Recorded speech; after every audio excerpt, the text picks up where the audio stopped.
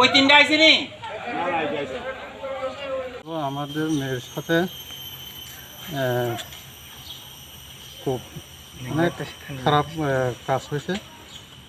প্রথমে আমি বলবো শুরু থেকে তারা মানে ফোনে যোগাযোগ ছিল, খবর হয়েছিল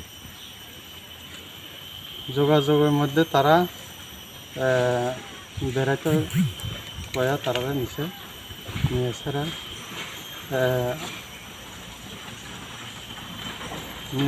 তারা বাইরে তেল এই সেই কয়া তারা এখানে জঙ্গলে আটকেছে। এরপরে তারা কী করছে, দর্শন করছে জোর জবরদস্ত করে,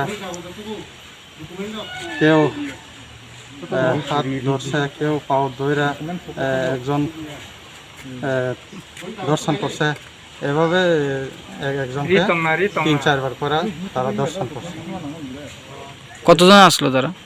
তারা সাতজন আসলো। 7 জনের মধ্যে ওই 4 জনকেই 2-3 বার করে তারা দর্শন করছে।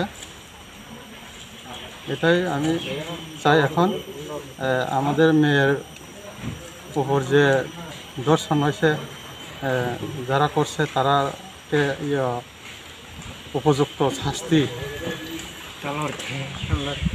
আপনার যাবজ্জীবন জেল না হলে ফাঁসি তাদেরকে যেন সরকার দেয়।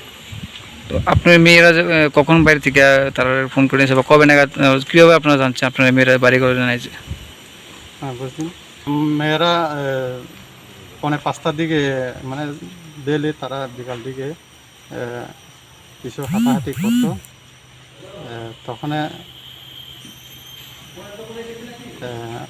নিয়ে গেছে ওরা, তো বাড়িতে আর ফিরেনি।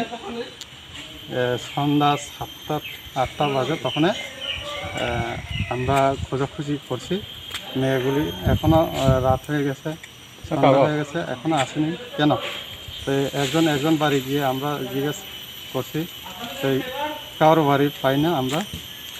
তখনই আমরা মনে একটু সন্দেহ করে খোঁজাখুঁজি করলাম, বান্ধবীদের বাড়িতে জিজ্ঞেস করলাম, বান্ধবীর বাড়িও ছিল না। বা যতজন এই খারাপ কাজটি করছে তার সবারই কি পুলিশ ধরতে পারছে? এখন পর্যন্ত আমি বলতে পারবো না, পুলিশরাই বলবো।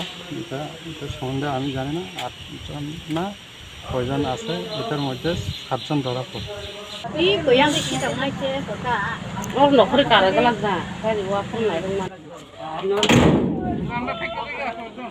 লাগতো না, আপনারা থাকেন এখানে, লাগবে এখানে হসপিটাল খুব দূর।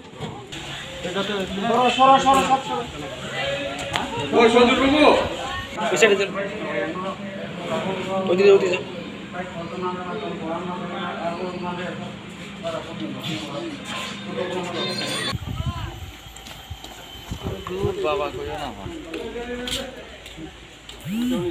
কিচ্ছু হতো না ভিডিও দেবো, এই দিন দেবো।